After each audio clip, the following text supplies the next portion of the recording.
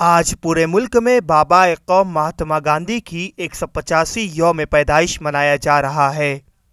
सन 2014 में इसी रोज़ वज़ीर आज़म नरेंद्र मोदी ने नई दिल्ली में स्वच्छ भारत मुहिम का आगाज़ किया था।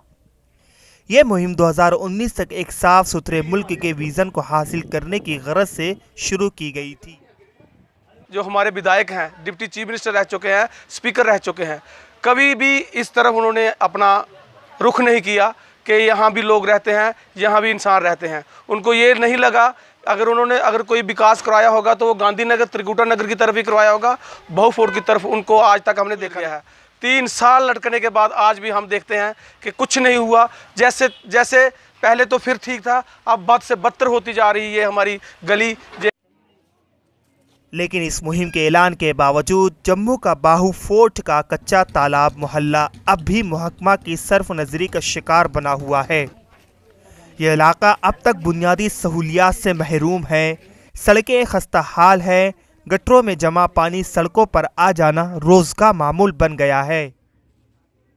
और यहाँ पर फैसिलिटी जो है वो मेरे को लग रहा है गाँव से भी बदतर है।